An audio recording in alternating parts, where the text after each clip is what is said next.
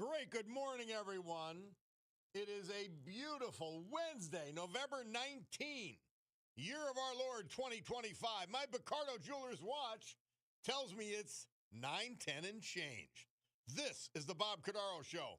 I am he, broadcasting today from the United States of America.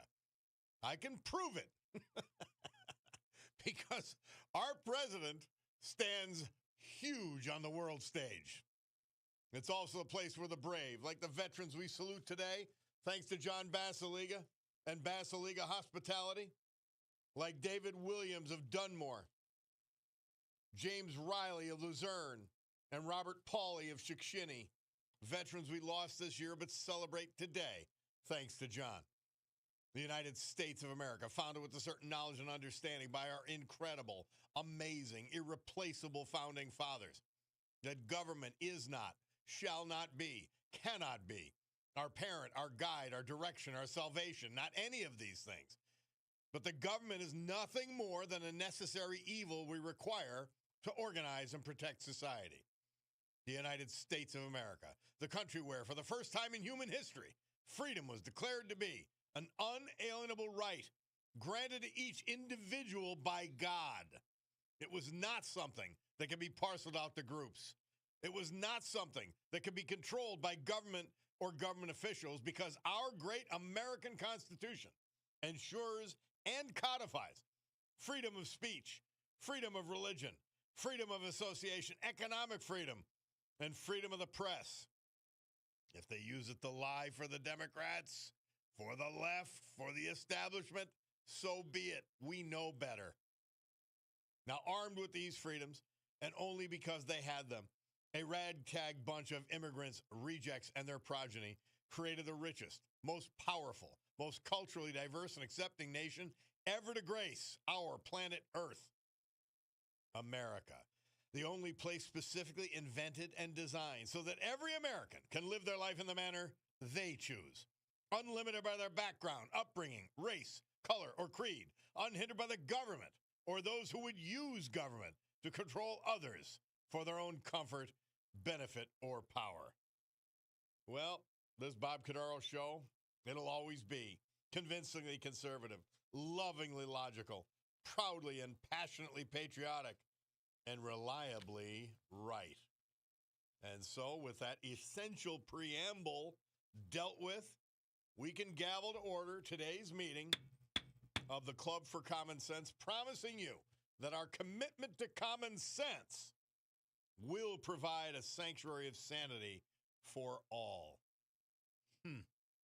So, the Epstein files released, or voted to be released, in the House of Representatives.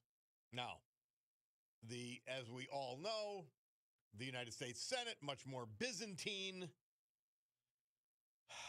There was one representative who voted against it. I've got his name. People sent it to me. And I just thought he was right, to be frank, which I guess we are all the time.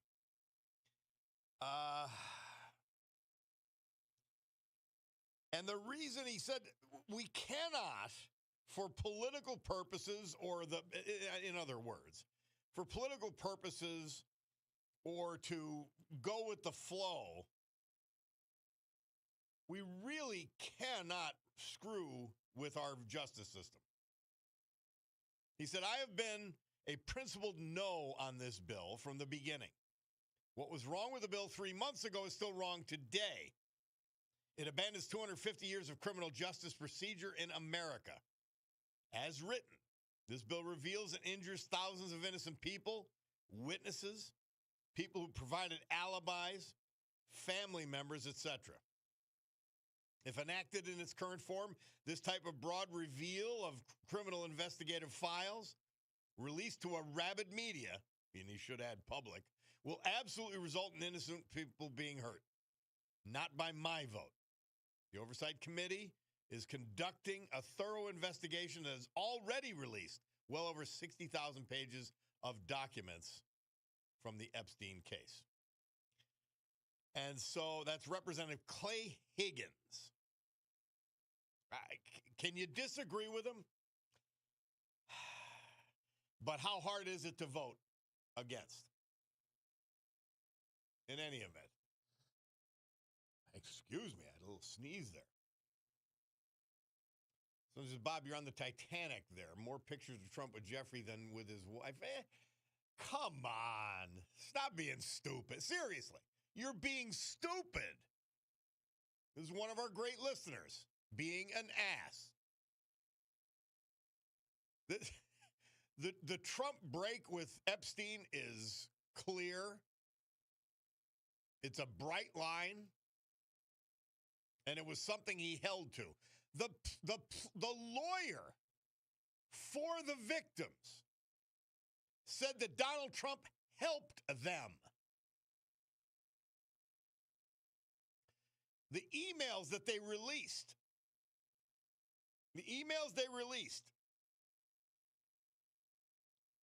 that tried to tie Trump in were manipulated and were edited specifically to create a lie that you are repeating. So please, the one that's got real problems potentially is Bill Clinton. And we know his predilections. And we know he was probably, I think it's shown, he was the most frequent flyer on the Lolita Express. And he was present at the island a number of times. So here it is. But the vote was had. The House did it. It's got to go to the Senate. We'll see. As I mentioned, there are Byzantine rules, sometimes Byzantine rules, may prevent it ever from surfacing. But we're going to see. And on this vote and other subjects, we've got our Congressman Dan Muser. Congressman, how are you? Well, Bob, I'm doing fine. I'm hoping we can now get back to the real work that we're down here in Washington supposed to be doing. I know. That they scream about, and they say they shut down the government, which was a complete, utter waste of people's time and money and energy and the things that you're talking about right now. From airlines to SNAP payments to furloughed 1.3 million people for nothing in the end. And now we're trying to move on. You know, this whole Epstein file debacle hopefully is also behind us. Would you like me to go on about that vote last night? Whatever you feel. But you're right about this. It is a purely Democrat Party distraction, the Epstein vote. Precisely. And that's exactly what it is. It's not just a distraction. It's a disruption of the Trump Republican agenda, our agenda, my agenda, the people's agenda that they voted for. All this is a constant disruption of it. The shutdown was only done to stop the advancements that were taking place because they had no ideas or plans to do so on their own, and their fear-mongering was wearing off. So they claim they shut down the government for the good of healthcare, for the good of healthcare, Bob, for the healthcare program that they created and made worse. You know, liberalism always backfires. Extreme liberalism backfires extremely. That's what's taking place here. Yeah. And if you notice, it has worked in a crude fashion. Nobody's talking about how screwy the Democrats were and how much badly they lost in the shutdown confrontation. Nobody's talking about that. They're talking about Epstein. No, right. Yeah. Nobody's talking about it, of course. You know, they've got 4/5, if not, of the media on their side. That's why they think they can get away with this. And I've said from the very beginning, they're just betting or hoping that people believe their falsehoods rather than know the truth. And so your goal is to inform. Look, some people are probably listening right now saying, yeah, right, why should I believe you? Well, you know what? I've never deliberately told a lie in my 7 years in Congress, and I'm certainly not going to start now. I could have been wrong, and I'll admit when I'm wrong, but what we're stating here is the objective facts that took place. And here's the whole thing with the Epstein files, right? For 4 years, everybody's got to take this in mind. Biden, Pelosi, Schumer ran the government under Biden. So well, they had there's 4 a question. years. There's a question on whether Biden ever ran anything. Well, precisely. That's another his story. Politburo, his inner circle that actually called themselves the Politburo. People should be concerned about that. That's what the Communist Party calls itself. But anyway, the leaders there had 4 years to do something with these Epstein files. Their DOJ, everything else. 4 years to do it. Here they are now cheering. Oh, the victims! Look what we did for the victims. Finally, they released them. Why did they do nothing for 4 years? There's only one reason. Because they're doing it to try to get Trump. Their whole thing is to get Trump. So, look, we voted in September a resolution. We released 55,000 documents in September. That wasn't good enough. They wanted to prolong this. They wanted to act like that didn't happen. Well, it did on the Epstein files. We then, last week, had a proposed unanimous consent. Johnson went to Hakeem Jeffries. Let's do a unanimous consent. They denied the unanimous consent to release the files. Amazing. Right. This isn't in mainstream media. Yeah. Okay. So they wanted the spectacle. They wanted to continue this. And we did. We were prepared. I would have voted for this a month ago. President Trump has said from the very beginning, from his point of view, release everything that is credible and legal. We don't want to drag innocent people into this. We don't want victims victimized again. Anything that's credible and legal, release. He has said that for 5 years. He's been saying that from the very beginning. So what occurred was we of course had the vote last night. We all voted for it, with one exception, my friend Clay Higgins. And actually, in many ways, he did the honorable thing. I mean, for a lot of reasons. I couldn't disagree after I read right. to the audience his rationale. Right. And Congressman, while we have a moment, there was an offshoot of all of this, and you had an interesting vote. Democrat Stacey Plaskett, she's a non-voting Congress member from the Virgin Islands. Right. There was a vote to censure her, and you voted presence, meaning you didn't vote for it, and it failed by narrow margin. Talk to me about that. Sure. Plaskett she's a delegate. She doesn't have a vote, actually, from the Virgin Islands. I presided over the House during the debate debacle. Hakeem Jeffries once again proved that he cannot tell a truth, no matter what. He had his magic minute, and it was very aggravating. And by the way, if anybody saw it, I had to call him out. I had to stop him a couple of times. I had to remind him he's not to make disparaging marks as per House rules against other members. He's supposed to direct his comments to the chair and not to make derogatory comments about the president, which he didn't follow the rules and continued doing. But anyway, back to Plaskett. So her texts that she had with Epstein during a hearing, okay, all really bad, foolish, bad judgment, ill. He's coaching her during a hearing. It was so insane.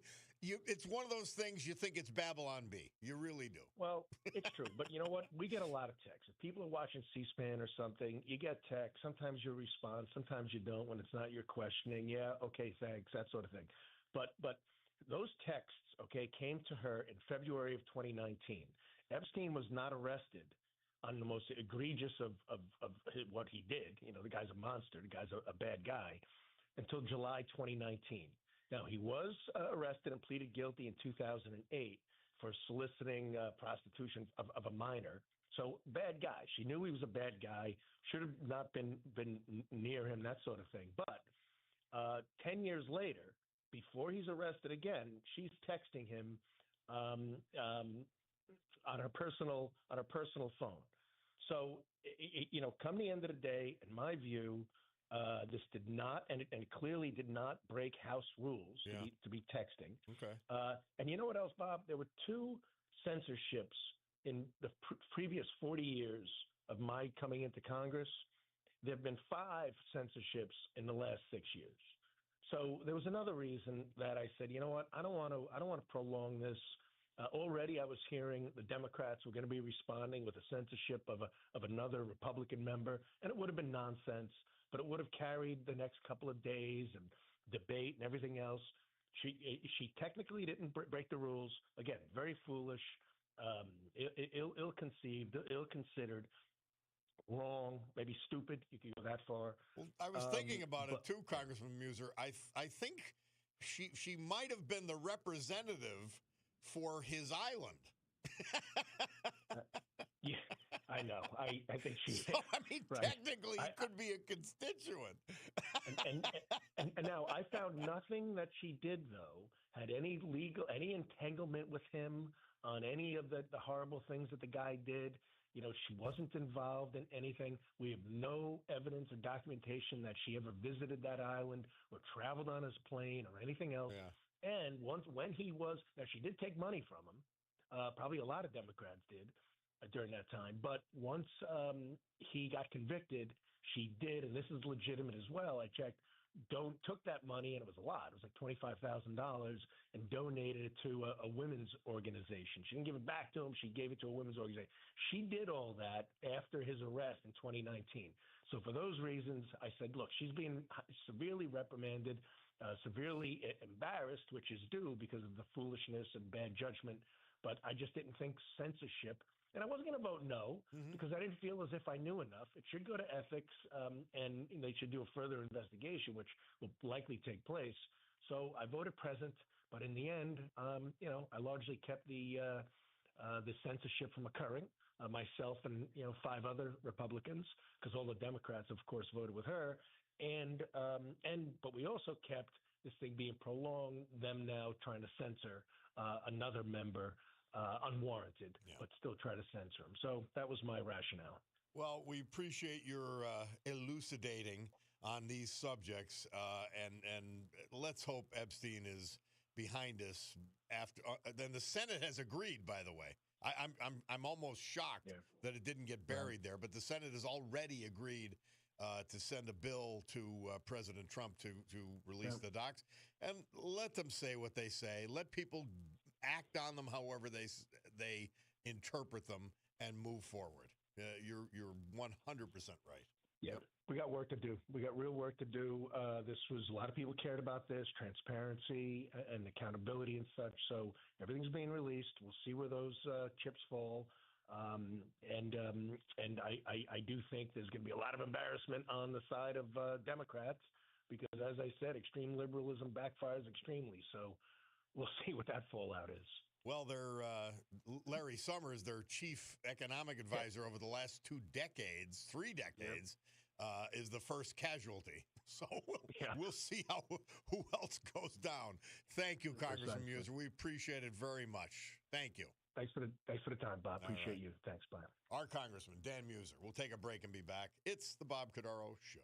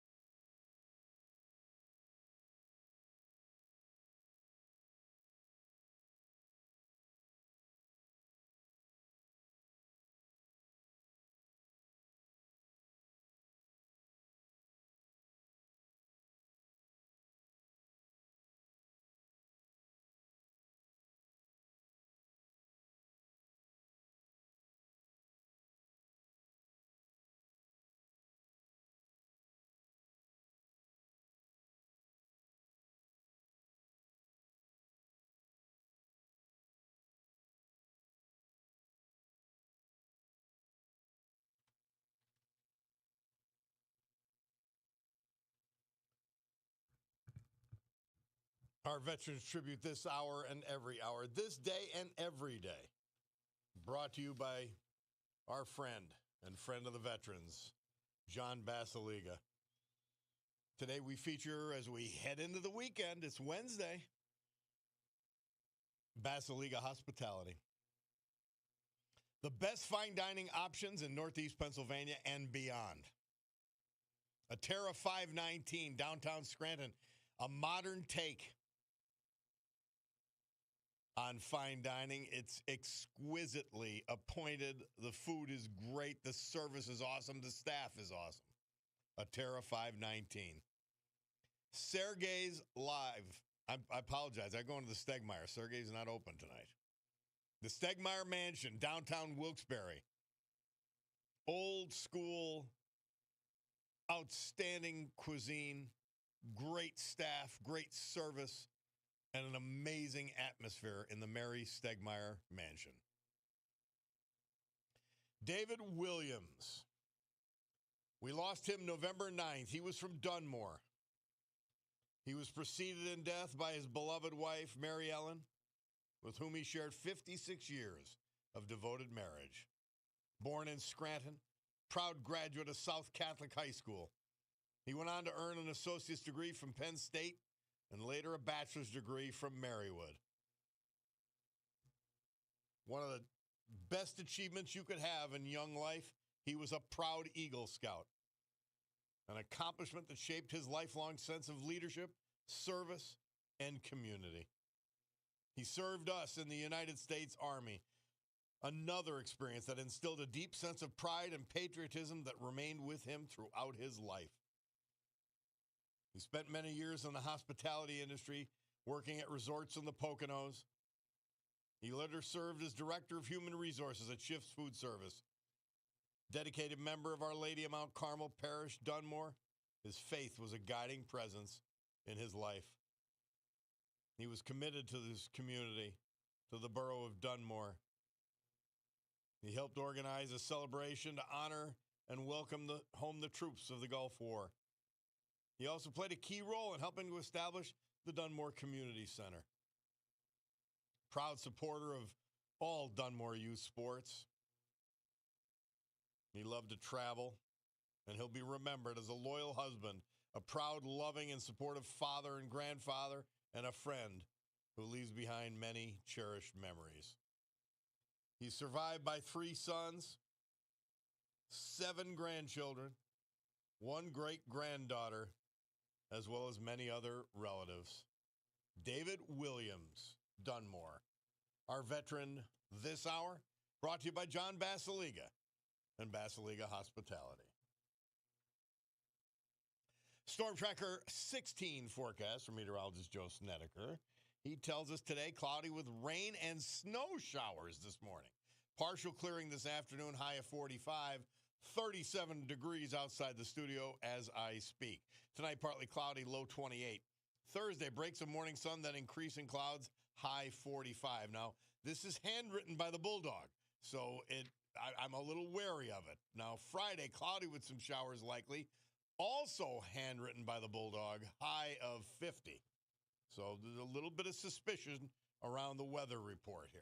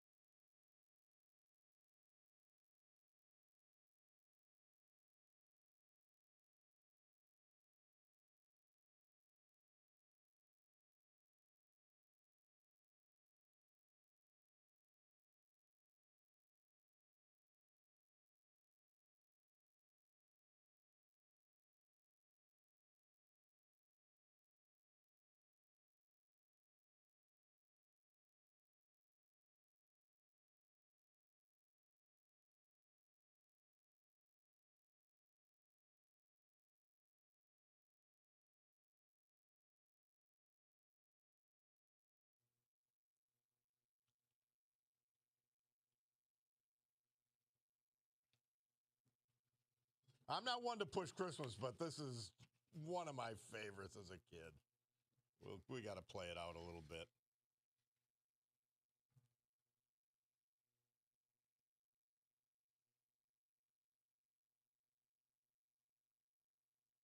Now, by the way, David Seville, keep playing it though, Bulldog. He magically created the fictional group the Chipmunks.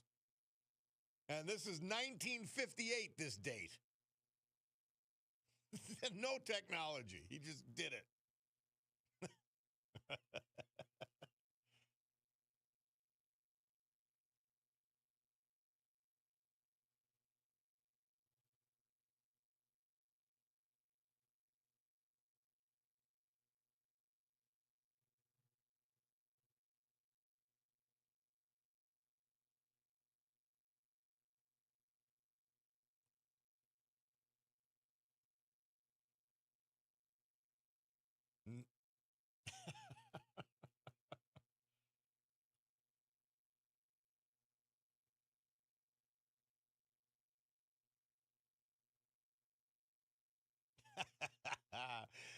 Oh, that's a great. I just love that. Absolutely love it. All right. Well, our friend Bill from Piss has been patient. He's been watching the Ken Burns series about the American Revolution.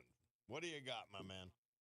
Well, first of all, you had a great opening monologue, and the interview with Loser was really good. So I get that off my chest. That was we great. got to deal with. We have to deal with the Democrats' nonsense, even when it's nonsense. Yeah, unfortunately. Yeah, I've been watching. I'm not a big fan of Ken Burns. My father was a big Civil War buff. I'm a big Civil War buff. I lived in Gettysburg. I've watched his entire Civil War series several times. I've read the manuscript. He made so many mistakes, and I know a very excellent historian on Gettysburg, and he was a consultant to the Civil War series and couldn't stand Burns.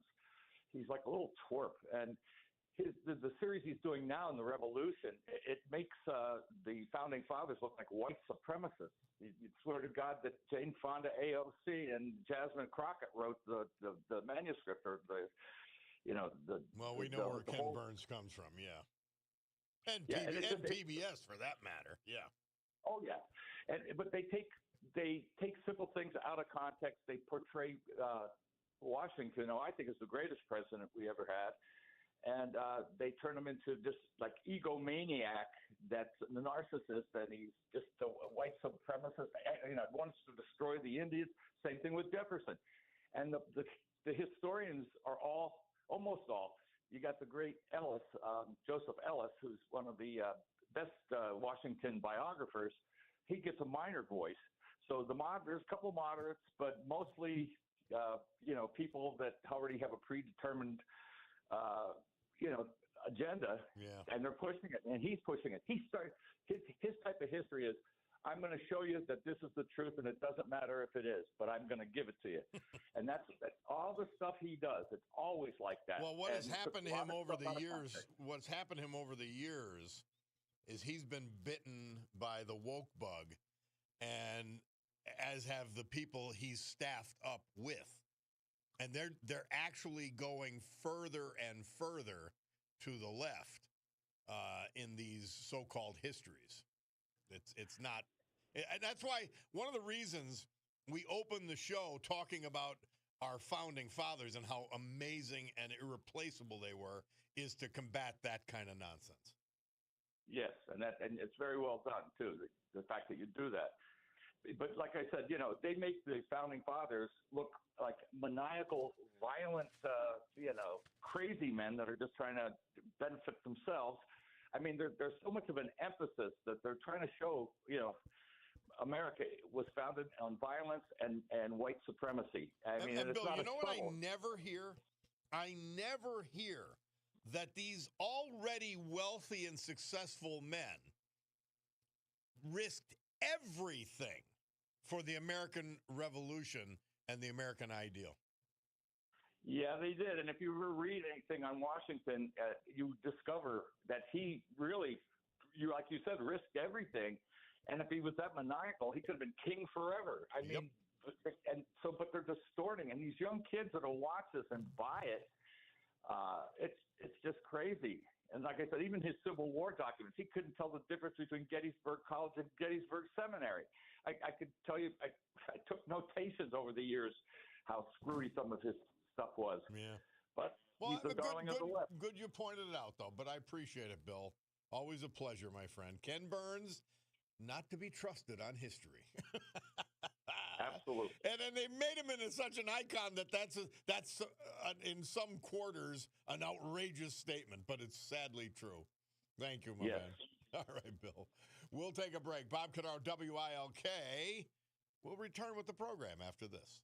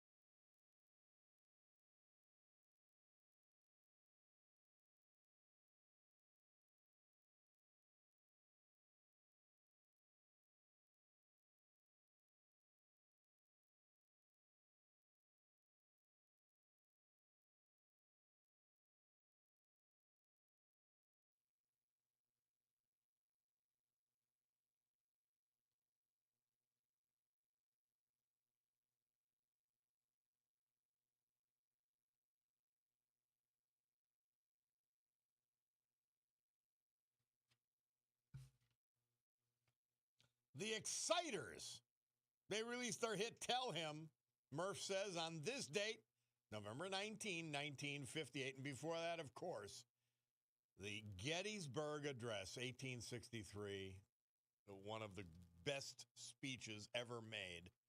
And you know what? It was brief as well. One of the trolls texting in, when Trump took over, he shut down the DOJ investigation of Epstein. Why? DOJ investigation. Well, that's a lie. You see, I don't even know if I'm going to bother with any of your future texts, because now you're just stupid. Your Trump derangement syndrome has made you mentally ill. He shut down the DOJ. Do you know that Epstein's been dead for years? Do you know that he got indicted and was going to be convicted? And he killed himself? I know a lot of people think he got killed. I don't see it that way, but stop being stupid. What are you being stupid for? You hate Trump and that makes you stupid. Wow. He really does control your life. That's scary. Same subject. Clive from Mountaintop. How are you, Clive? Bob, good morning. First of all, thank you for asking Dan Muser why he voted present on the motion to censure that delegate from the Virgin Islands. I don't like his answer. I don't agree with it, and I just don't get it. You know, the Democrats stick together almost every time, not so with the Republicans. And does Muser think that if there was a motion to censure him, that any Democrat would vote no or present? What's he thinking? I know, but, you know, he basically said we can't be doing tit for tat with these idiots. And I get the point, and I get the point, and I don't disagree with him. We'll put it that way. Well, I would put that under nice guys finish last. That's true. I can't. I mean, but he calls out regularly on this program. The Jeffries, the Hakeem Jeffries, the minority leader, and says he's a bad guy and he's a liar. I mean, he's blunt with us and he's truthful with us. So that's enough to ask, you know.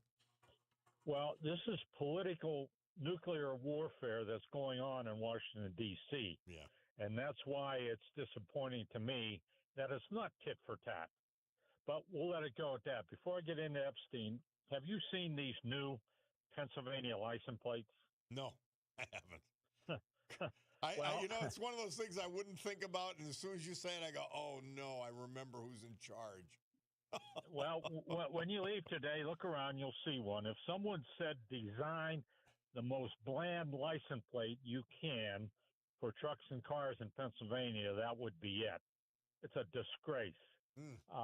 You can't even, well, you can read the numbers from somewhat of a distance, but you can't read the wording on it unless you're 5 feet away. Just a disgrace. But to be expected from Shapiro, PennDOT, and Mr. Mike Carroll. But look when you leave today. You'll see it. It's a disgrace. I'll have to look now, through it. Sure. Now, Epstein, it's about time this has come to a head. I mean, everyone's been all over the board with this thing for the last 6 years. Yep. And it's going to be interesting. I don't know. Every Democrat voted for it.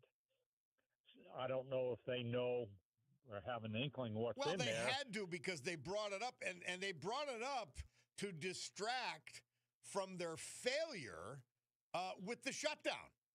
I mean, that's the only reason they did it. Hey, this will get people's minds off our how we screwed them with the shutdown.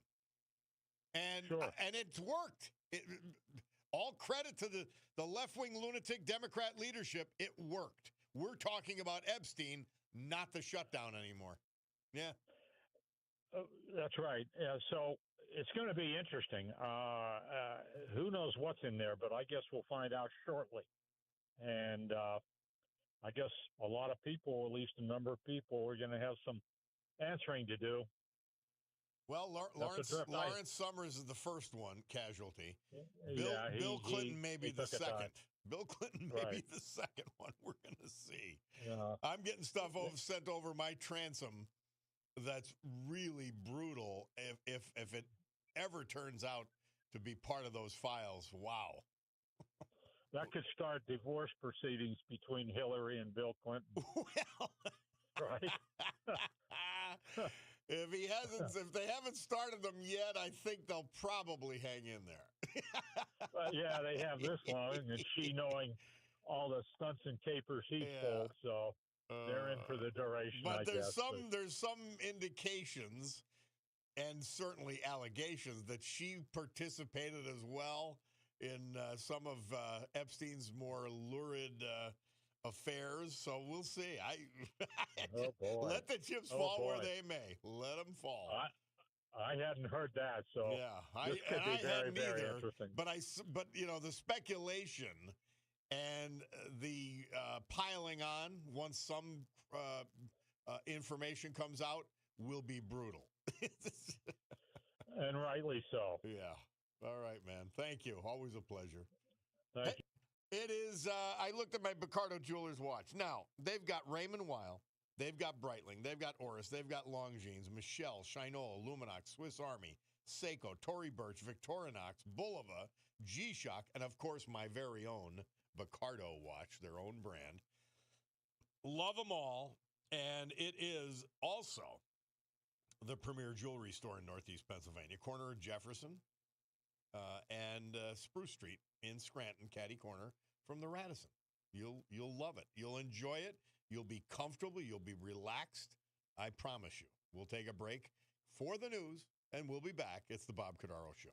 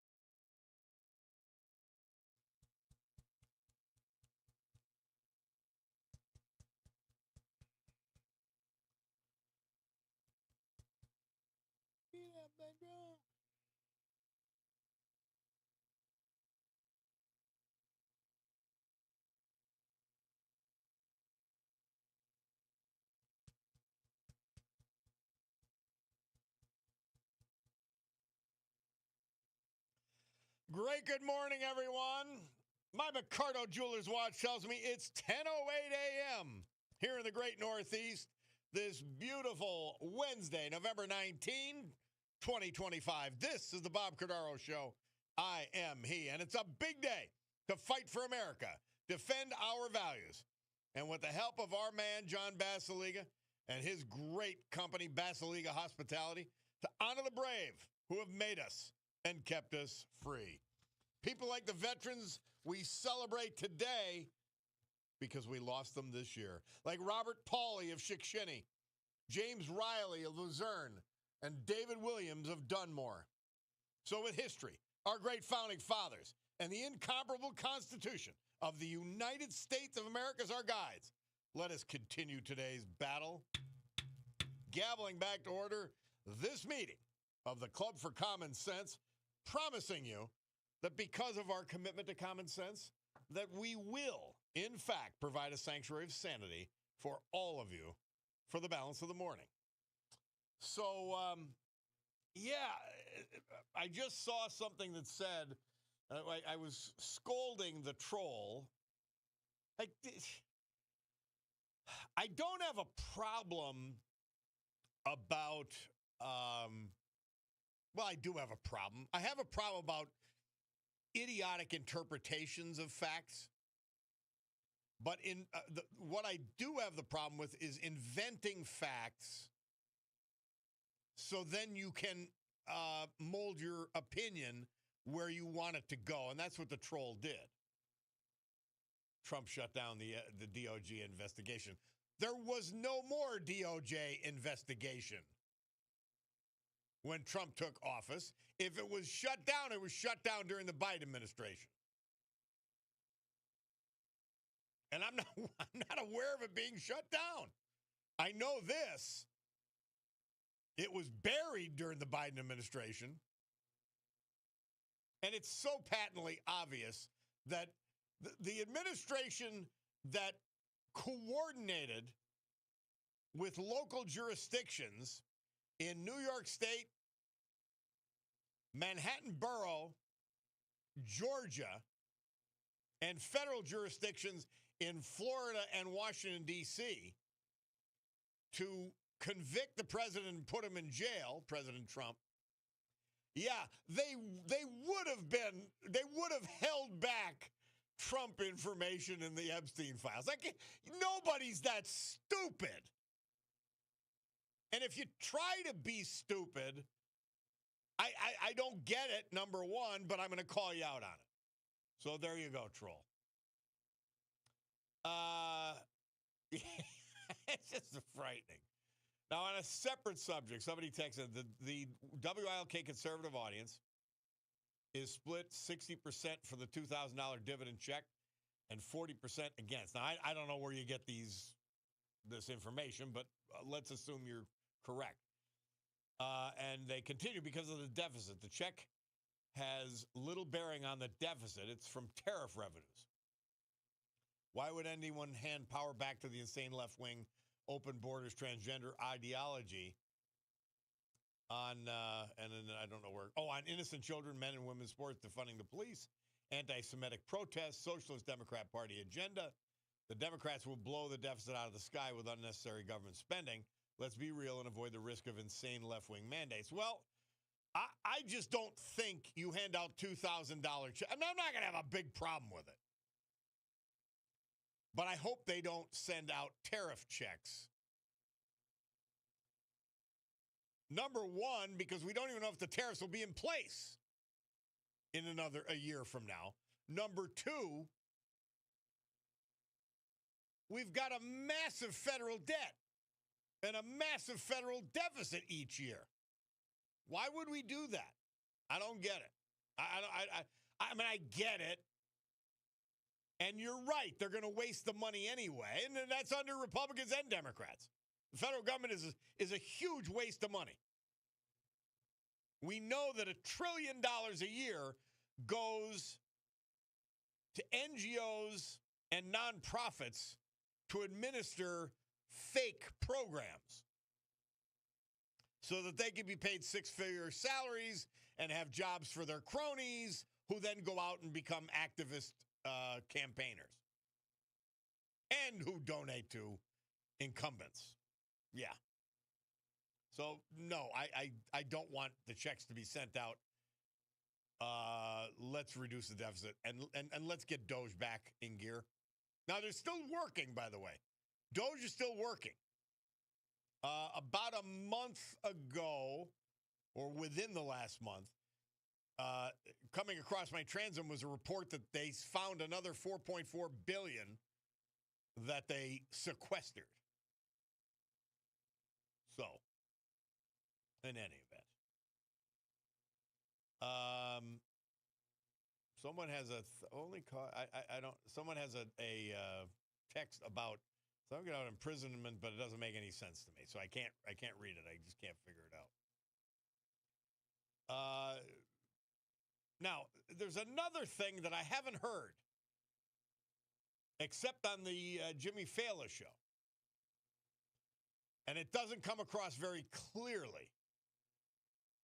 And this is from a troll, but I know that it is an interpretation that could be made. Trump to a female reporter on Air Force One saying, "Quiet, quiet, piggy." Now, it's open to interpretation what the words were and what it meant. You know, you're being a pig, asking too many questions, don't dominate the time. Or is she heavy? Nobody's even identified the reporter at this point. It appears, and I've stressed this, it appears Trump said those words to someone. I didn't see video of it. I only saw audio or heard audio. And I only heard it on Fallon. I didn't hear it anywhere else. We'll see. I mean, we'll comment on it. Hey, if he said it, he's wrong. And he should apologize. And Jimmy Fallon was speculating that maybe he did apologize, which is why it hasn't gotten any coverage. We'll see. So it's interesting you mentioned the Burns changing history, while the Smithsonian, under pressure from the White House, has removed Trump's impeachments.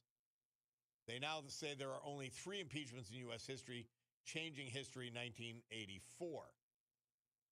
I'm not aware of that. See, again, you've lost all credibility with me. You lied during the same program about Trump shutting down an Epstein investigation with the DOJ. How do I believe you now? And you know what? I don't even care to look it up. I won't. Because you're a proven liar and a fabricator. And we love you because you listen.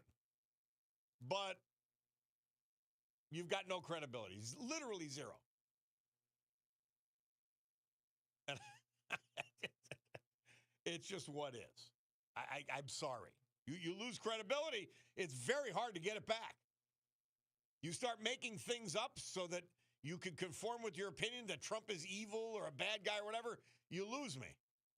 And by the way, if you're making things up about Joe Biden, I don't want to hear it. I don't want to hear it about anybody.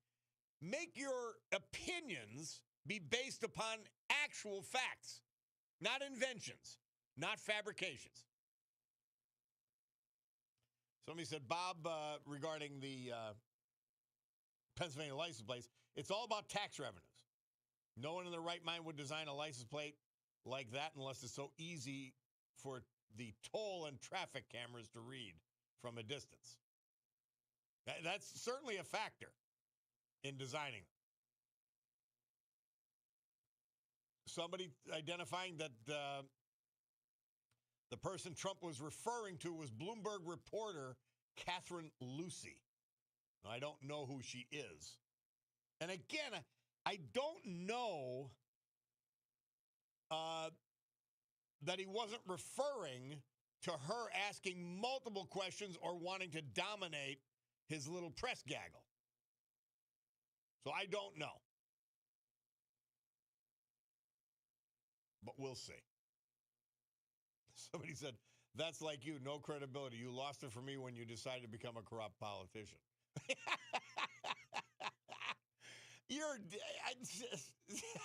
Is that supposed to bother me? I don't even know what that means. I don't know what that's supposed to be.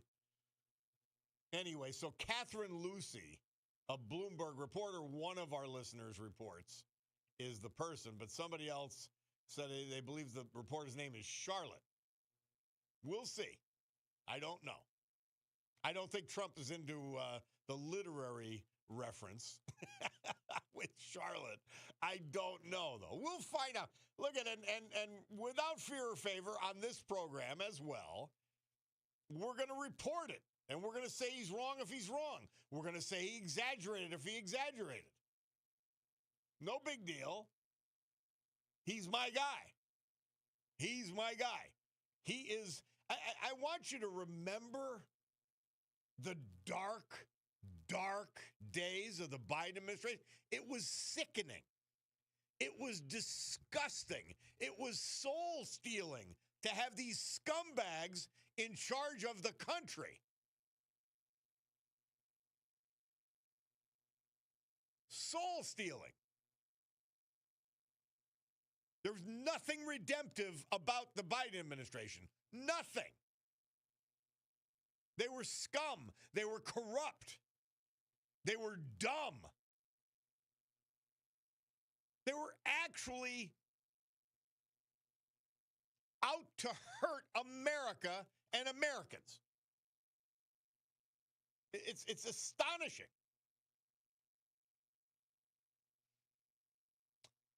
Somebody texted in, Bob, I disagree with your analogy. It wasn't an analogy, but anyway, disagree with the $2,000 dividend check.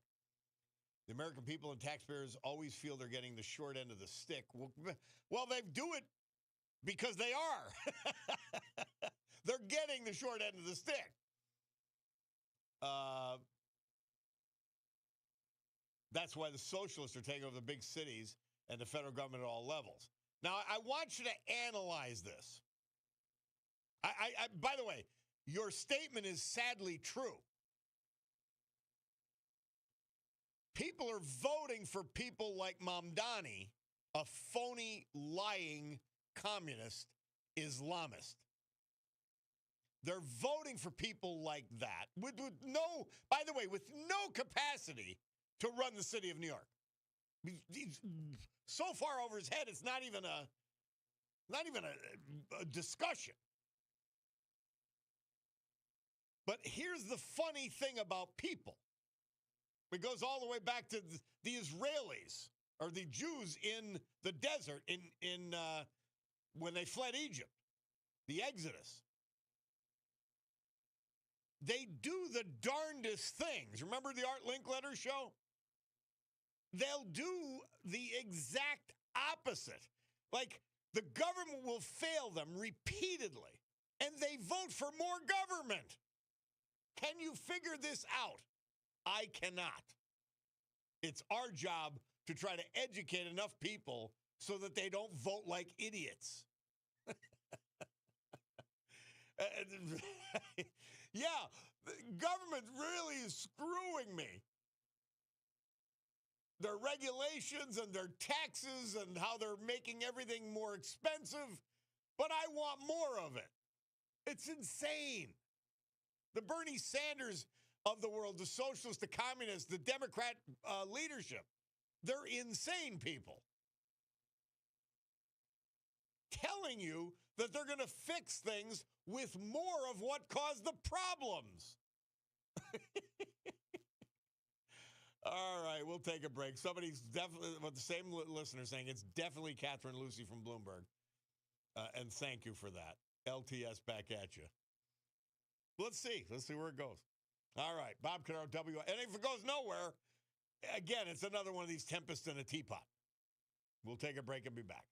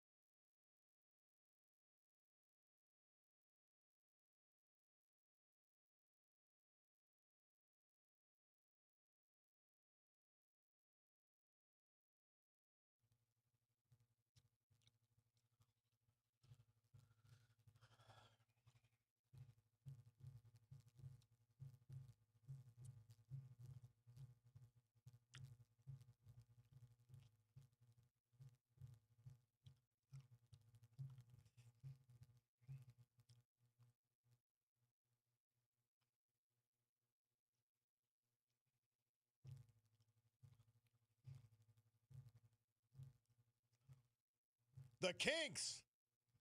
Murph tells us this date, 1965, they released their hit Till the End of the Day. And, of course, the 1919, this date, the Senate rejected the Treaty of Versailles, which was a disaster, an absolute disaster. And many could argue credibly one of the driving forces behind Hitler's rise. And, well, by the way, it also was going to form a League of Nations, which we see how that worked out. But, yeah, 55 in favor, 39 against. And Wilson put his whole presidency on the line. Not a great presidency at all, by the way. But he put it on the line and was discredited in that fashion. And in the eyes of the world and the country. Now, you say 55 in favor, 39 against. Well, you needed 2/3 majority for ratification of a treaty, and he didn't get it. So, but the Treaty of Versailles, which placed incredible burdens on the Germans and the German people, was a huge factor in the rise of Adolf Hitler, and thus World War II. Think about it. Now, let's talk about this because we've got a caller I want to talk to also on the subject. President Donald Trump, I took a picture, or I have a picture of the reporter. She's not fat by any means. Now, if he called a guy like me who's overweight piggy, if you called a girl, a woman, piggy, and she was overweight, that would be really bad in my view. Am I being chauvinist? I don't know. But this woman's not heavy or fat by any stretch. I think he was referring to her behavior. That's what I believe. And I'm saying from in context of what I was hearing, because she cut him off in the middle of an answer regarding the Epstein files. Again, the silliness. And she's from Bloomberg, so she's suspect to start with, right? So she's not fat. Now, am I wrong on this or right? You could tell me. My immediate reaction, because she's not heavy, is I don't think much of it. I don't think much of it. Let's see. Charles from Scott Township on the same subject. How are you, Charles?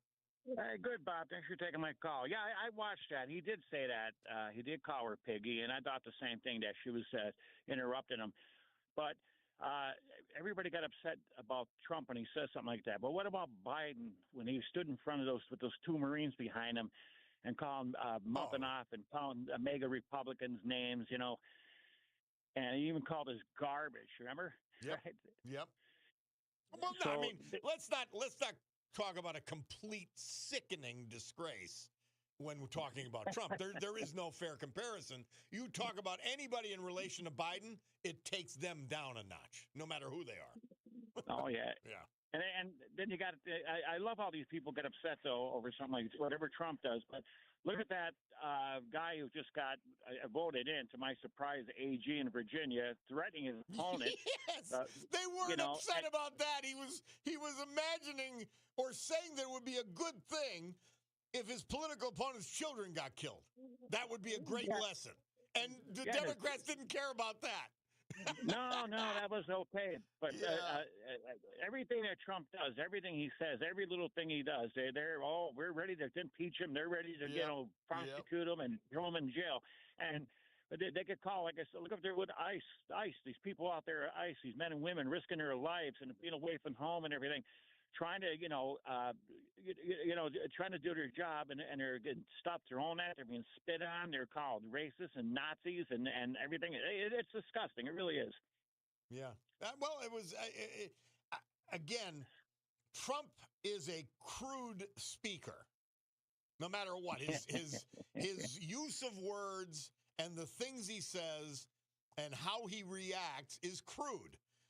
It does not bother me.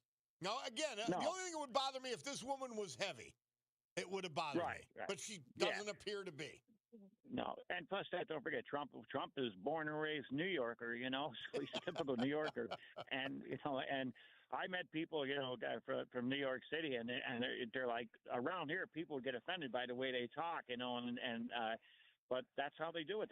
They pretty much say what's on their mind. What you see is what you get, right? I know. And the thing I can't figure out, Charles, and that we'll see how it goes, but it hasn't gotten any legs in the mainstream media.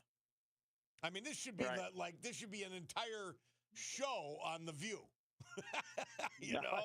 And it hasn't yet. I can't figure out why. Yeah. But we'll see. Don't know. Maybe because she's not fat. Yeah, no, but give them time though. Somebody's going to, someone. Yeah, somebody's going to go and they're going to get carried away with this. But anyways, Bob. Yeah, Trump. They should be used to him by now. I know. Oh Lord. Well, the TDSers. All I know is the TDSers will never get used to him. All I say is thank God he is our president. Oh, what we dodged an incredible bullet, and we replaced a disgusting, sickening presidency. Thank God. One quick. You ever watch the Greg Gutfeld show? Oh yeah. And he has that one segment that shows a picture of Trump smiling and says, "We don't deserve him." Yeah. Well, but anyways, Bob. Yeah, I love watching the Five, and I love watching Gutfeld.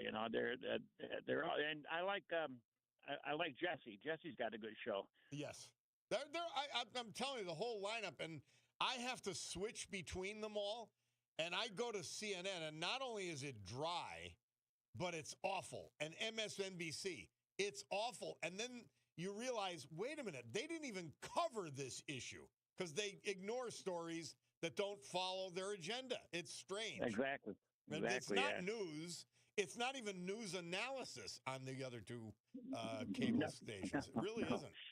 It's lies. Yep. Right? Lots of lies. Lots of lies. Well, Charles, but anyways, thank you. Bob, good talking to you. Have a good day. God Always bless. a pleasure. Thanks, Charles. You bet. He has. We'll take a break. Bob Cordaro, WILK. We'll come back with our Veterans Tribute this hour and the weather after this.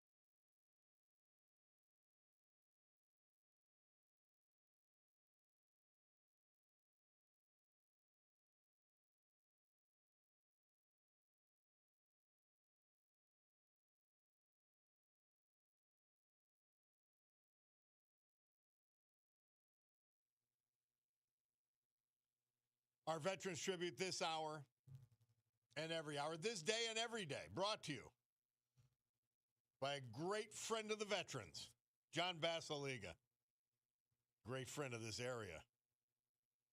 We feature today, as we head towards the weekend, Basiliga Hospitality.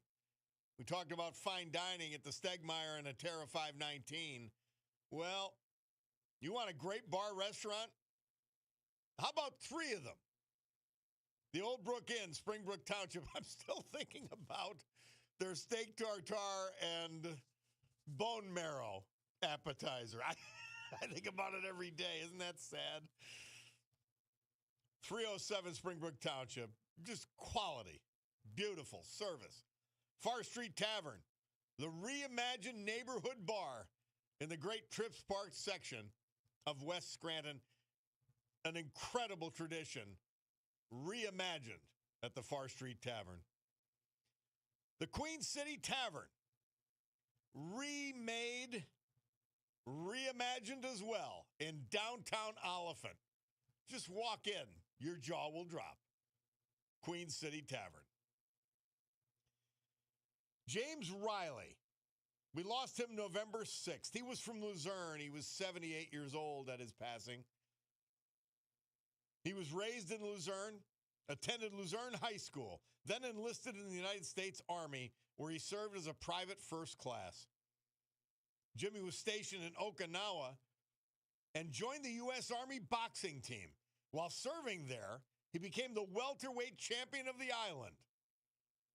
After serving in the Army, Jim came home and he started a professional boxing career at the Wilkes-Barre Police Athletic League.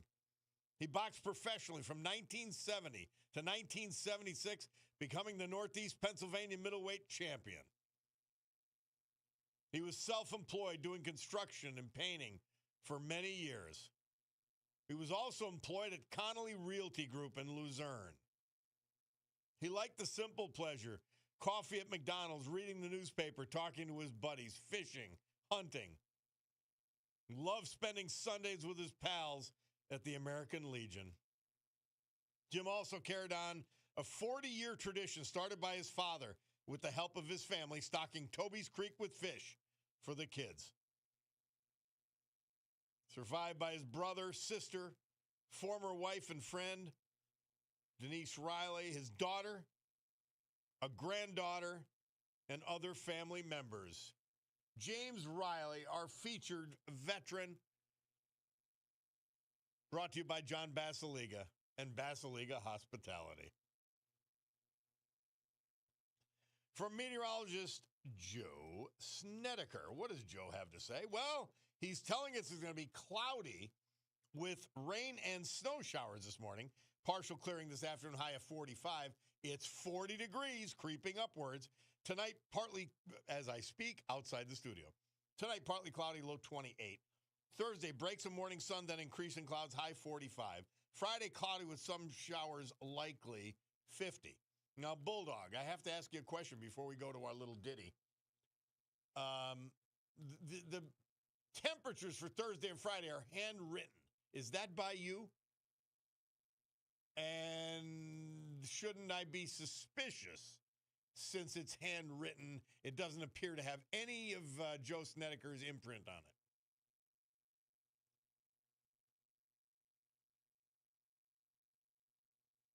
He translated it to English? Okay.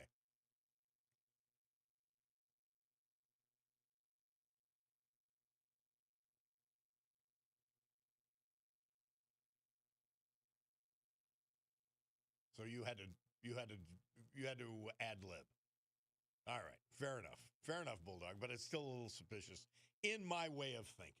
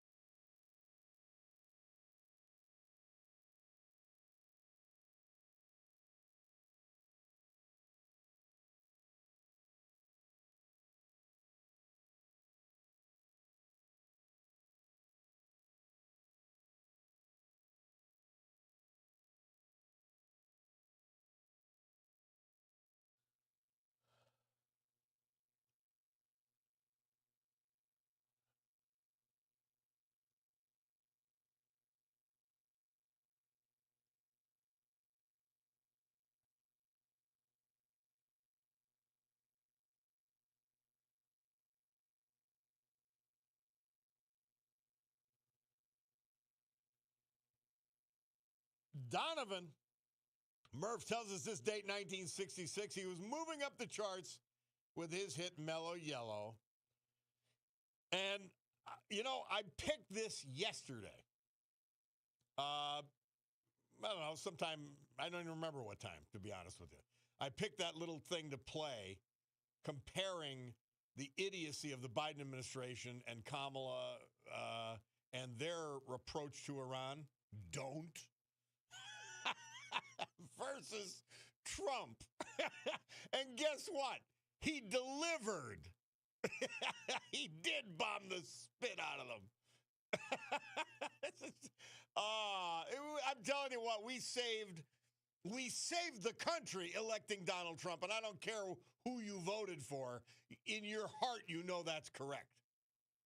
Man, were we in trouble. We were in incredible trouble.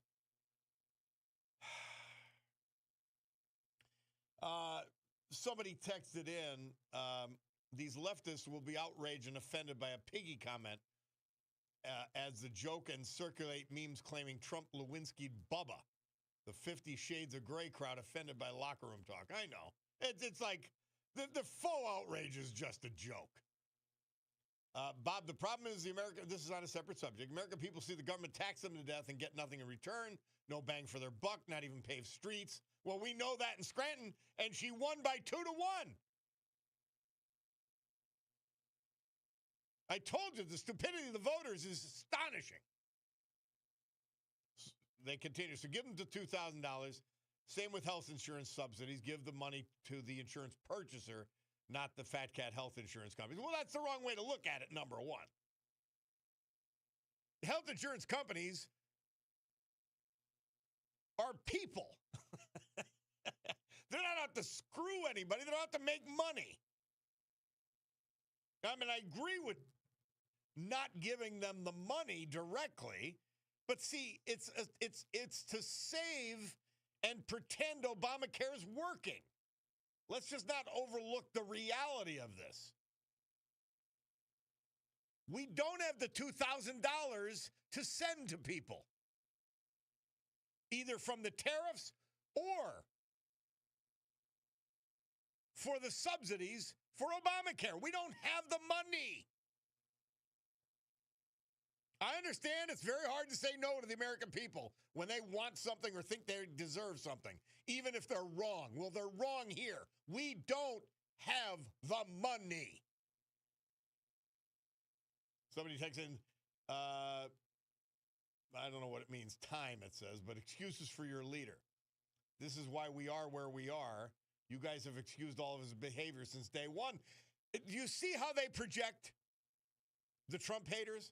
Like that's actually a necessary component of Trump derangement syndrome, which we featured yesterday on one of our highlights. You ignored Biden's corruption. You ignored his stupidity. You ignored his incompetence, and you ignored his dementia. And by the way, we are where we are, which is a pretty damn good place in a pretty short period of time after the debacle of the Biden administration and the policies of the left wing. I'm not making any excuses. And that's the other thing. They don't hear. Something triggers them and they just go off into the wilderness. I didn't excuse him. I'm saying I see why he said it.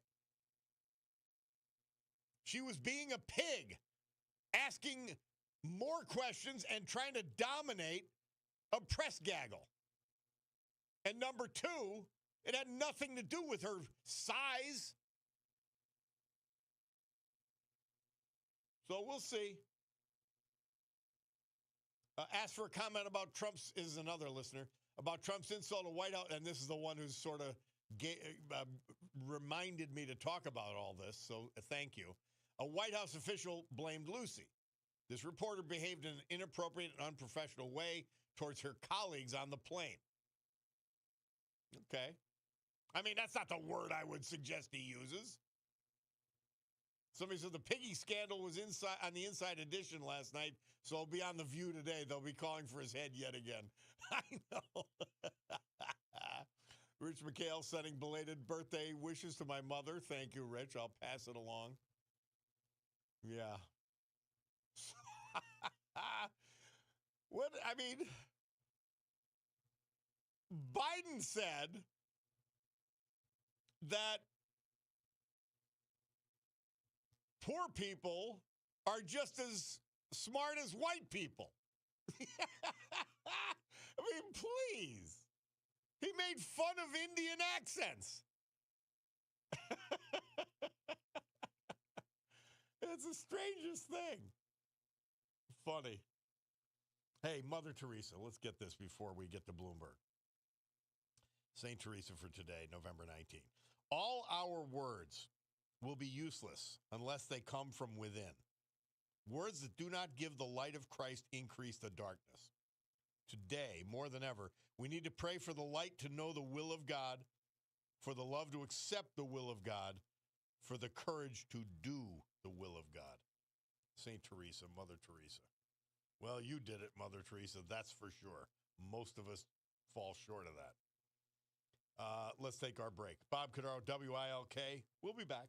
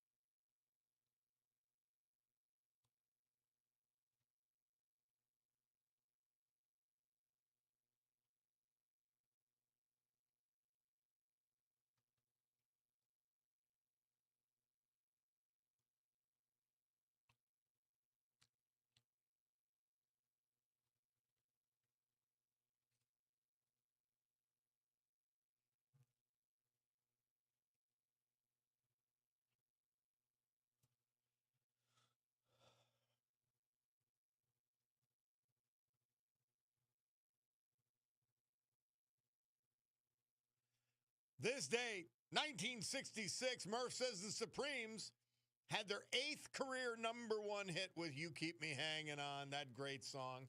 And that was 1969.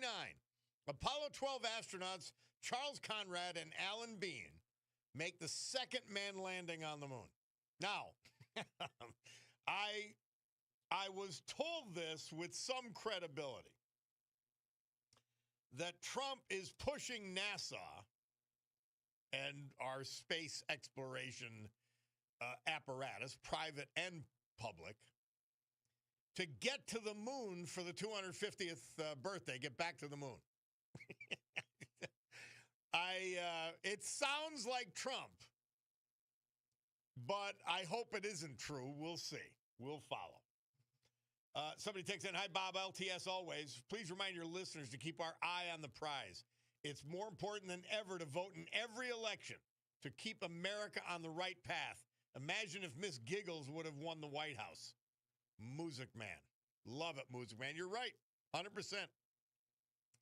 Mike says it was pretty dumb of Trump to float the idea of a 2K tariff rebate. Now, if it doesn't happen, he takes a PR hit, self-inflicted wound. Again, he does it all the time. He thinks out loud. Now, I'm immune at this point. He can't run again. I don't know to what level his gaffes harm his effectiveness. They don't seem to. So, somebody takes in Bob on Trump damage control as usual. No, I'm on the reality tour. You may have Trump derangement syndrome. And by the way, here's the other difference between this program and the ones that apparently have indoctrinated you. We give the facts, and then I give my interpretation of them. We don't change the facts. We don't invent facts. We tell the truth and base our opinions, my opinions, on truth, fact, and reality. That's a big difference between me and the left, myself and the Democrat Party. Huge difference. In any event. Yeah. And I agree with Mike on not only blurting it out, but the other part is we don't have the money. Don't be sending it to people. Don't be buying votes like the Democrats do with people's own money. All right, we're way over here. My Picardo Jewelers watch tells me it's 11:02 and change. That means it's time for the news and more. So we'll hear that, and then we'll be back. It's the Bob Cordaro Show.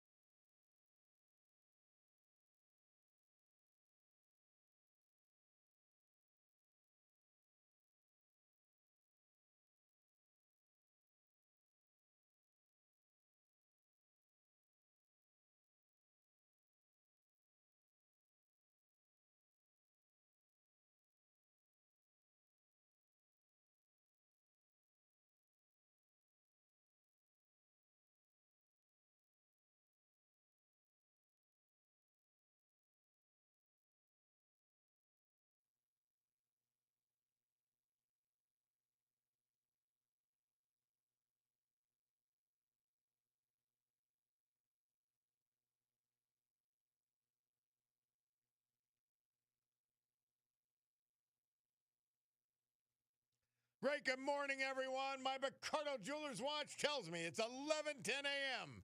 here in the great Northeast this beautiful Wednesday, November 19, 2025. This is the Bob Cordaro Show. I am he. And it's a big day to fight for America, defend our values.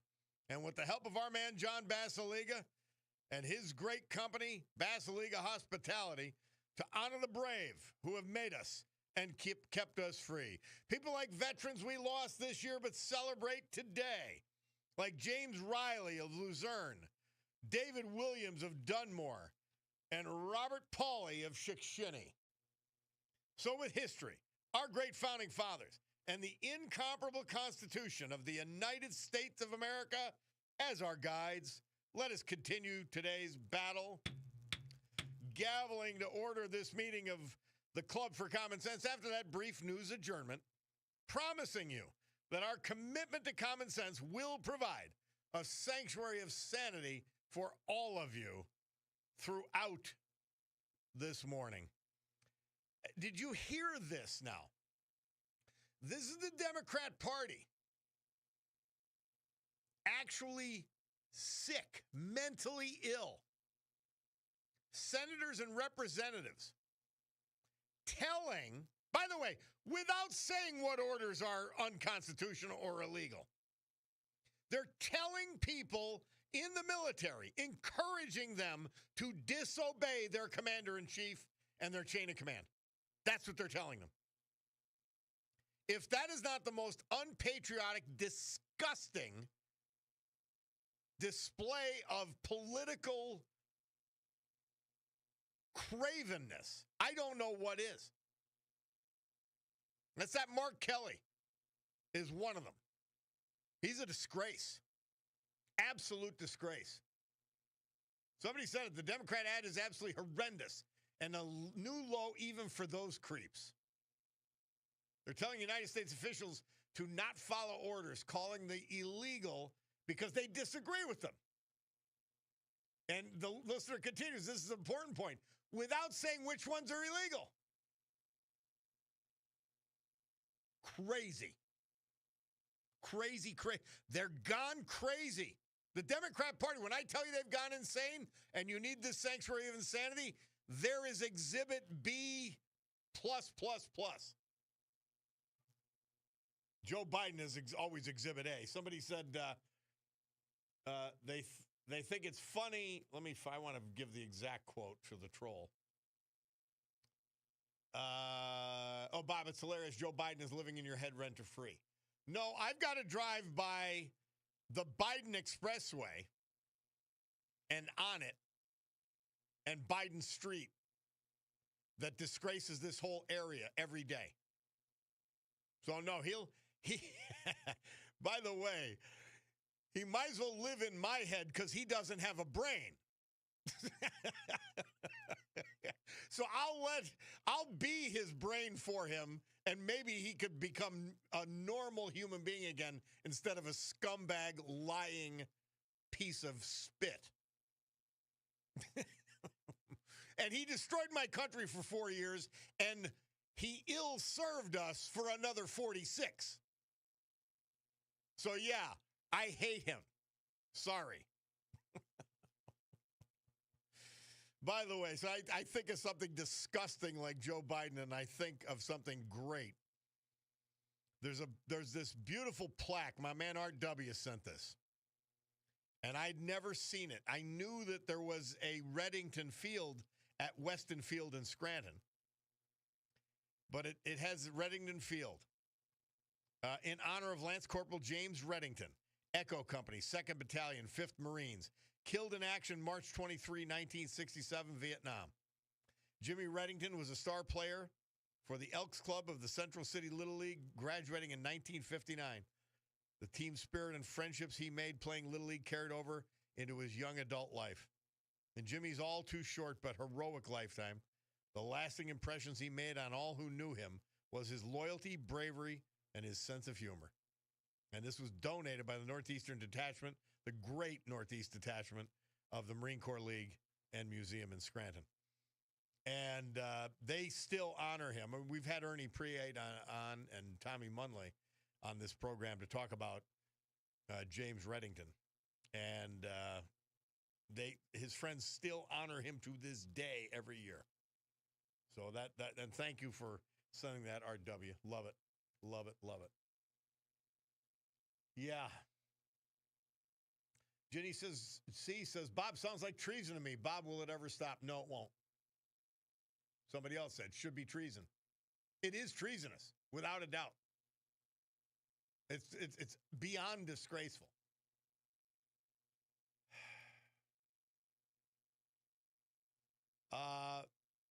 Somebody texted in, and now I don't know that this is true. We'll see, but I'm telling you, it's dangerous. Bob, you're right. It's now sail or sink like the Titanic. Everywhere I go, coffee shops, taverns, diners, grocery stores, lines, patrons, hardworking taxpayers. They've got the $2,000 dividend checks spent or appropriated. So Trump has to come through or suffer massive loss in the midterms. That could be true. People they don't get what this national debt is, how insidious it is, how it risks the entire economy. The greatest economy ever known could be upended by the federal government's inability to say no to the taxpayers. And the taxpayers to be too immature and too stupid in many cases to acknowledge fact, truth, and reality. Somebody texts in, at a minimum, what the left is doing, actually continuing to do, is subversion. They are subverting this country. Their policies are subversive to the country. The open border. No cash bail.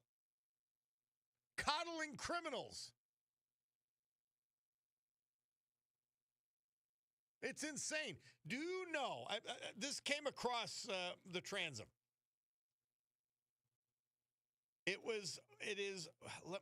I've got to see this. I want to have the exact number. By the way, Mr. Paul points out to me that Trump wants to go to the moon for the 2028 election or 2028 Olympics, simultaneous with the 2028 Olympics.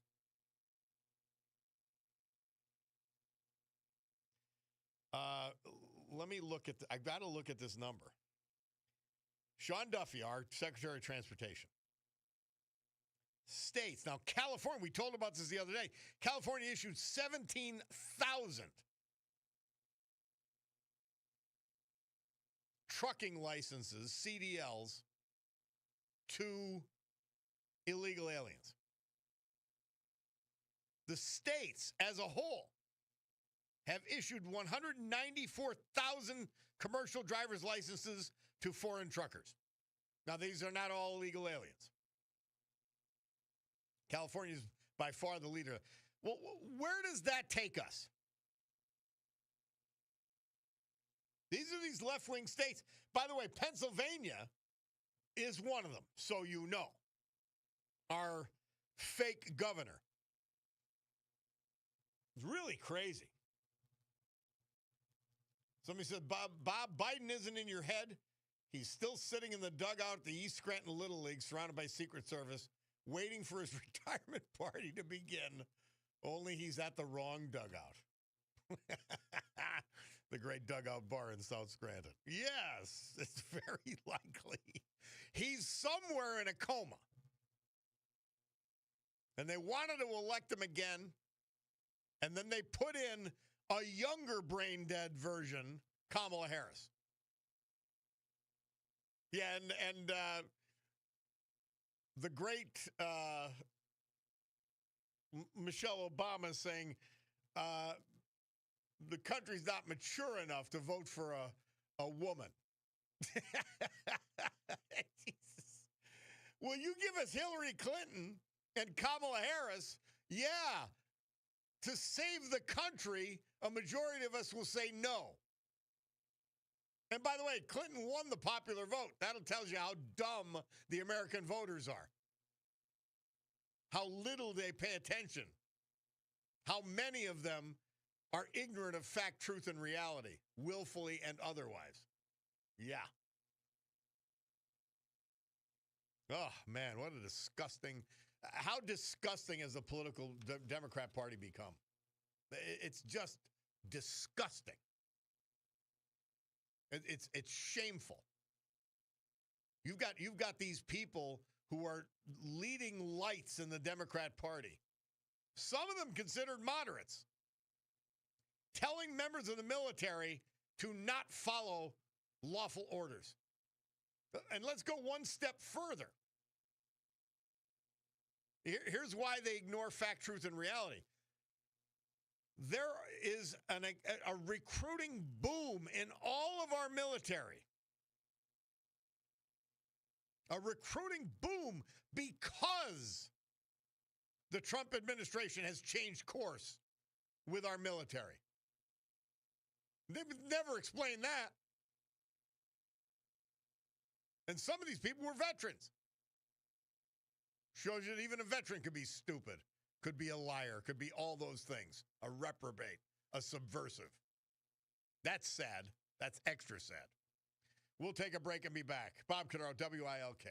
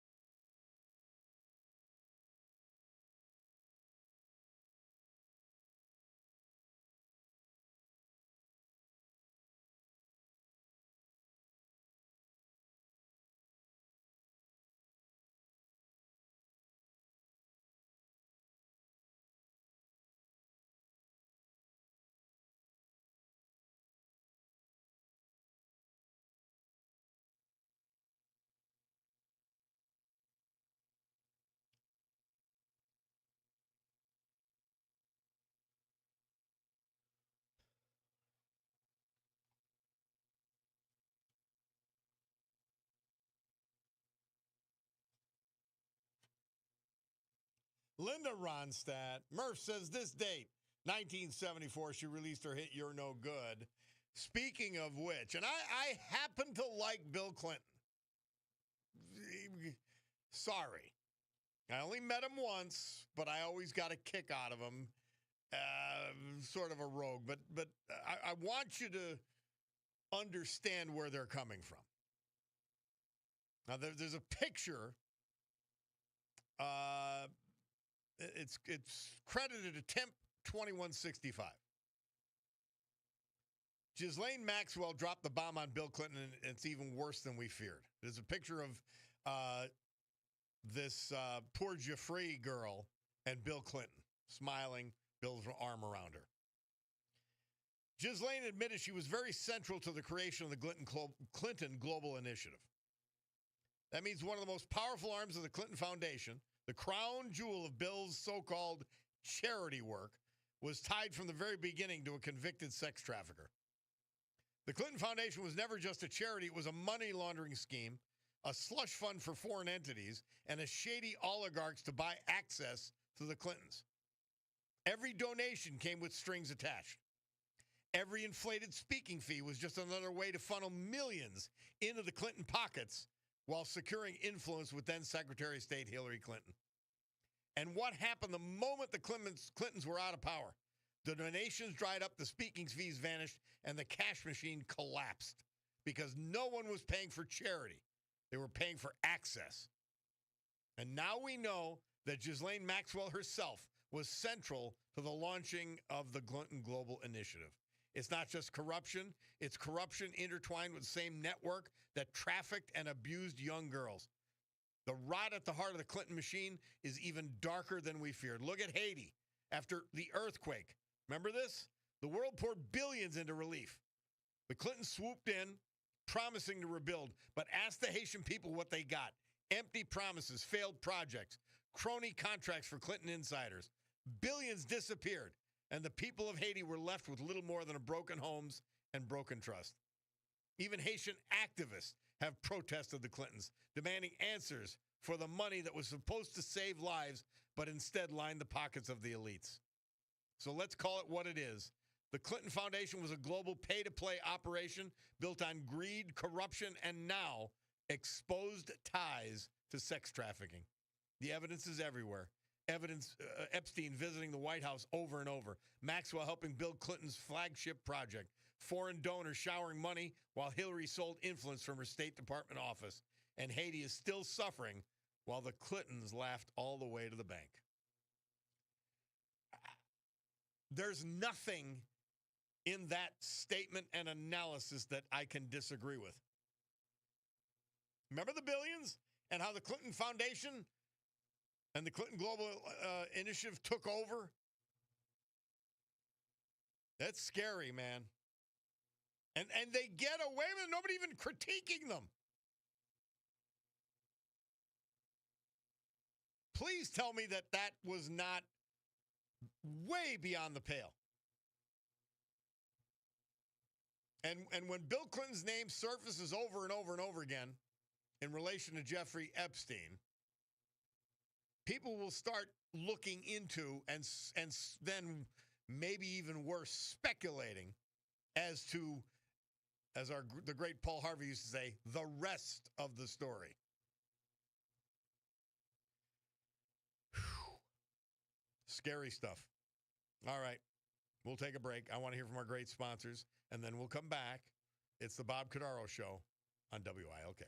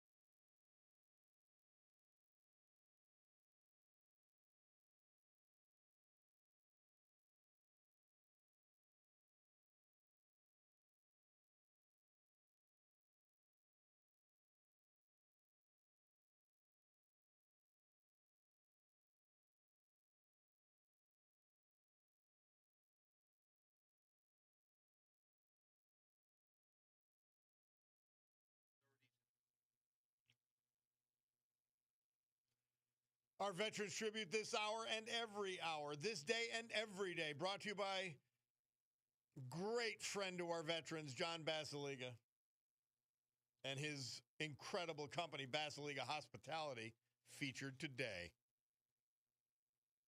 Want to check out a movie this weekend? Take the voter's choice. Art House, Scranton Art House, downtown Scranton, Lackawanna Avenue. The best place to watch a movie. I like the bar too, by the way. Fine dining. The unique, beautiful, fun, great service, great food. A Terra 519, downtown Scranton. The Stegmeyer Mansion, downtown Wilkes-Barre. Robert Pauley. We lost him November 8th. He was from Shikshini. Born in Wilkes-Barre.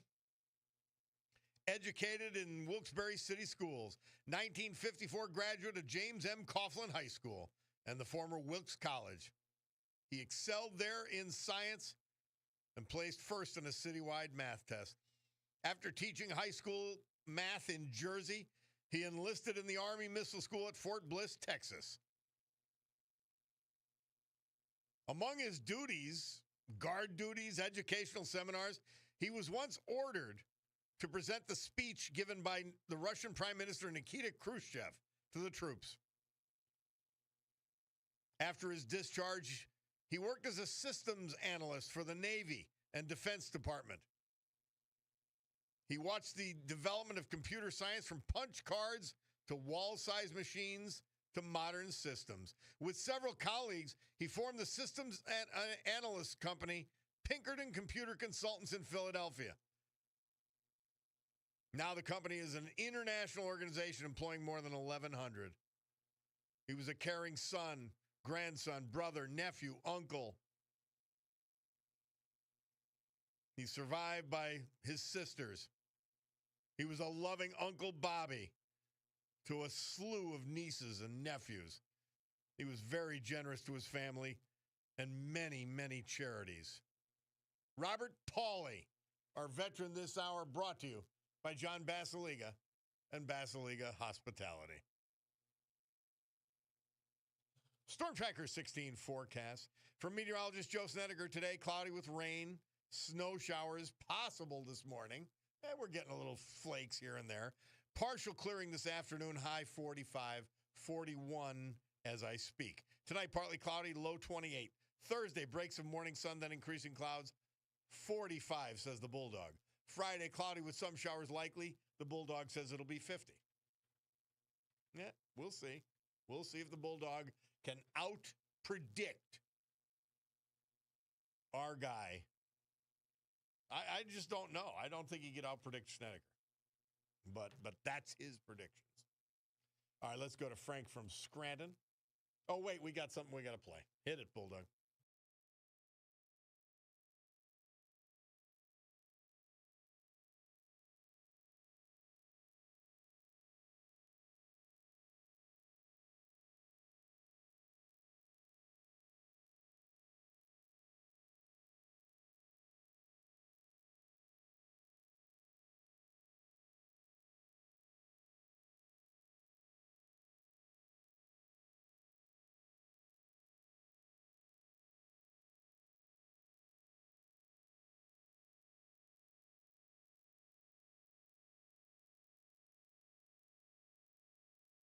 So we get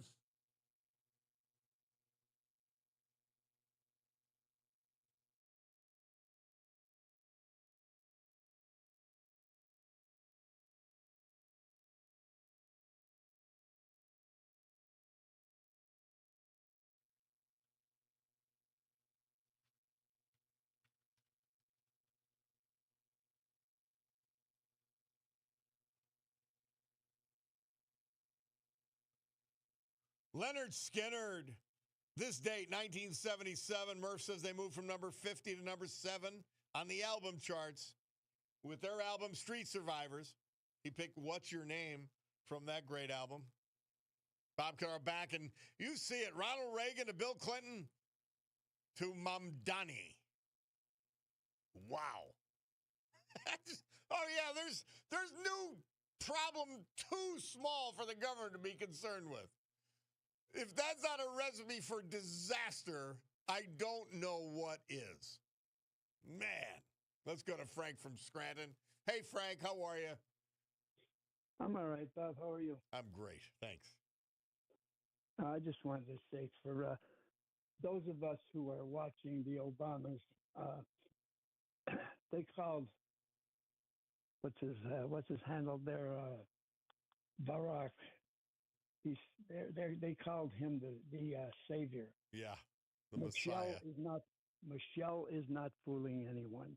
She's testing the waters. She wants to see how many of her followers are going to ordain her as Blessed Michelle, following the the savior of our country. I agree with that. That's a keen insight. I agree with you. What is she starting a podcast for? What is she speaking everywhere for? But see, you know what? She's a scold. And she's an incredibly negative person for everything that this country allowed her to achieve and attain. It's crazy. Yeah, she's just waiting for the latter part of 2027 to see how many people she can get that are going to beg her to run. Yeah, and that's exactly, and then that's exactly what she's looking forward to. She's not fooling anyone, as far as I'm concerned. She's an awful person. She's a truly awful person. She hates the country. She's a rabid racist. Yeah, but she's got followers. Yeah, and I guarantee you, in the latter part of 2027, they're going to be begging her to run, and she's going to say, "Oh, okay, I'll do it this time." And here she is in a crowd, hundreds of white left-wing lunatic women. And they're cheering when she's making up this thing that stop telling us how to fix our hair. Who told black women how to fix their hair? Nobody. Like, it's insane. She's literally an insane person as are most of these leaders in the Democrat Party. I agree. Well, that's all I wanted to say. All right, my friend. I watched that where she was being interviewed and she came up with that nonsense. I just said, I looked at my wife. I said, I said she's testing the waters. Yeah. She wants to see how many of her followers are going to beg her, and that's just what she wants. She wants people to beg her. She thinks she's a queen, no doubt about it. She thinks that she is the smartest person on the planet, including, by the way. Even her husband, she's smarter than him in her view. And she is the answer. That's what she believes. Dear Lord, save us. I don't know when people are going to wake up. I know. I mean, he can't get off the TV. I mean, he's constantly on there, because he considers himself to be a superstar. And at home, she probably makes him sit in the corner and shut his mouth. Well, the funny part is he's telling black men in the last presidential election, hey, you got to vote for the sister. Well, he goes down and campaigns against a black woman in Virginia for governor. You can't make up how phony these people are. You can't make it up. No, you can't. You can't exaggerate it either. Crazy. Oh, man. Thank you, Frank. Always a pleasure. Yeah, let's take a break. Bob Cordaro, WILK. We will return.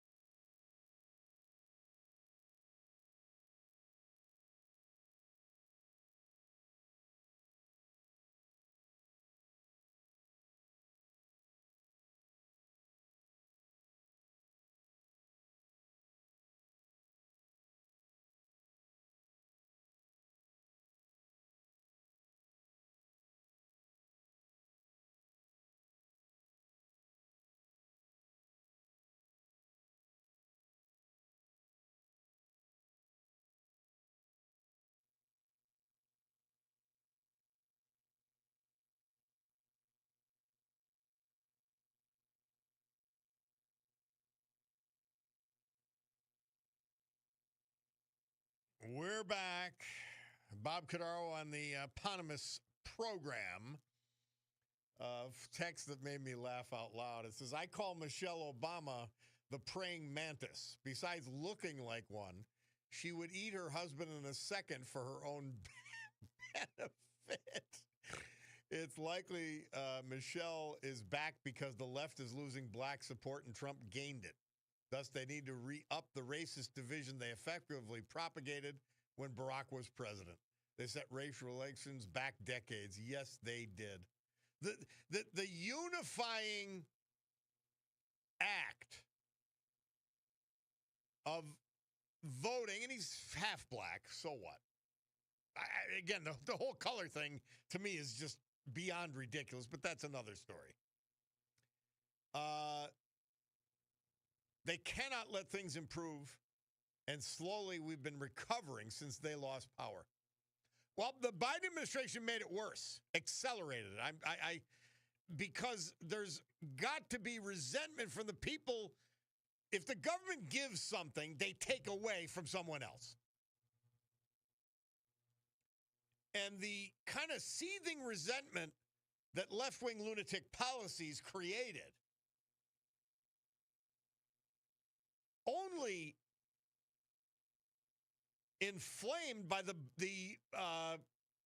Obama presidency and then the Biden presidency. It's disgraceful. And then they're race huckstering in every election unless the Republican is black. Figure that one out. Figure that one out. Well, you can't, because these are awful, awful people. They just are. And, man, they're scary. I want to remind you, and we're working on this. December 4th, we're going to have sort of an author's deal. And we've got a little event studio here in at the Broadcast Center.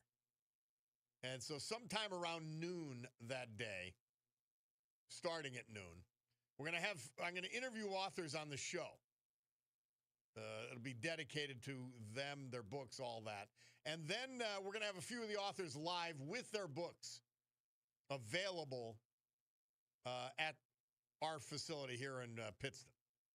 So just sort of pencil that in for yourself, will you? Pencil it in. Well, Trump has a way of undermining himself that's unique to him.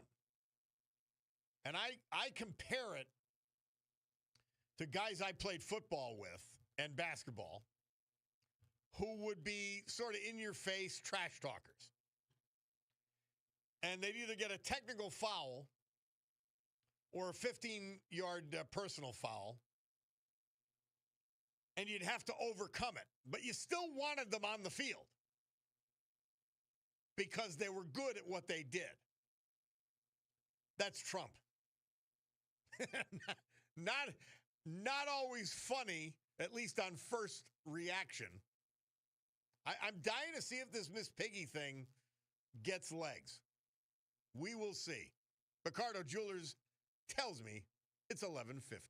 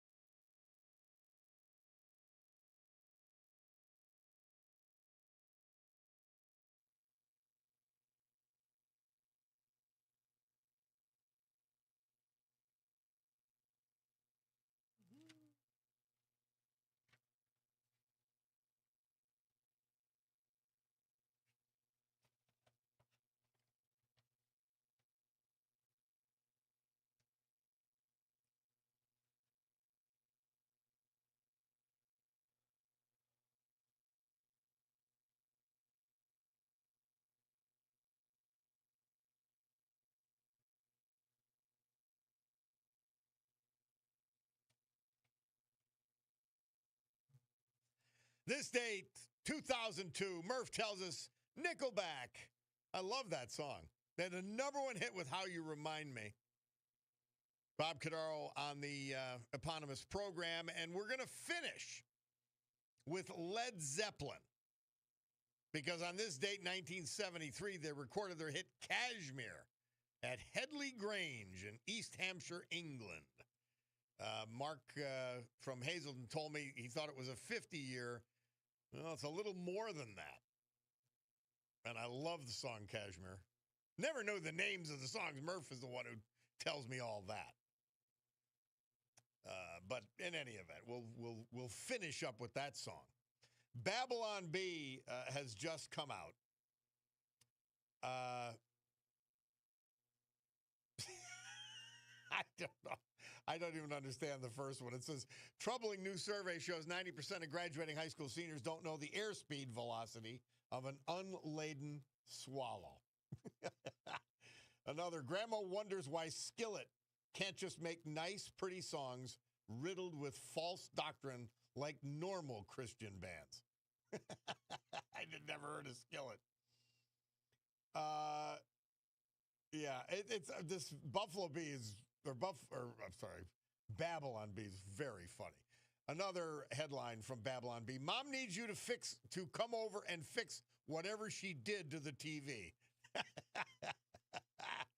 Another, thousands of potentially career-ending posts thwarted by the internet outage. And another, megachurch now lets congregants set pastor to 2 times preaching speed. And another, with internet down, your uncle now forced to go door to door to share fake news. The Babylon Bee. It really is funny. I'm telling you, I enjoy it. And you can subscribe to it so easily. You just look it up, you subscribe to it, and they'll send it in your email. Very little solicitation involved with it, by the way. Somebody says Nickelback sounds like hairdresser music. Well, my cutie is a hairdresser. Maybe that's why I like it. I don't know. Someone texts in, Bob, when it comes to the Clintons, who do you think Monica was really working for? No, I think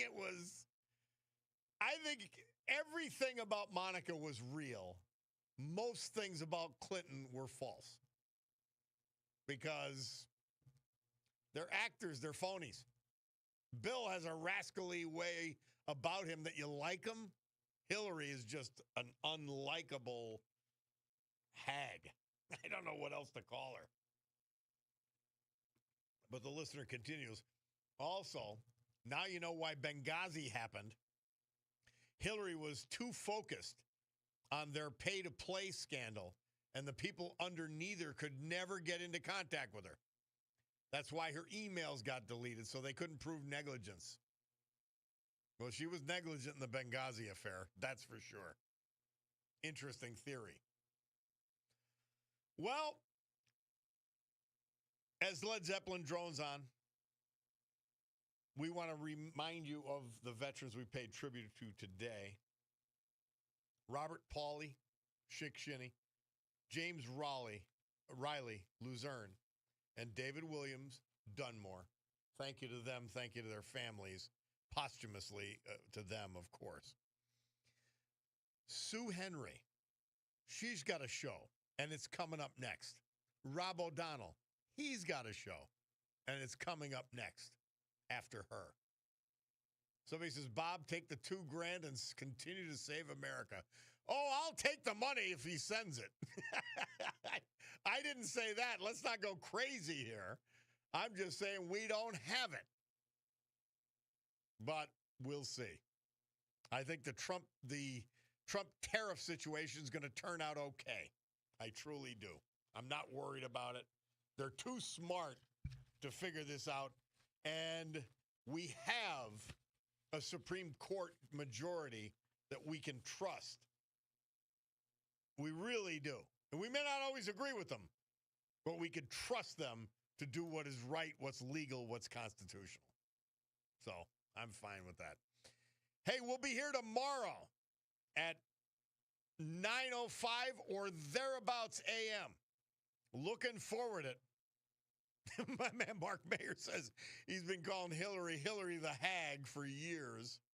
It really does fit her, and it fits her more and more each day.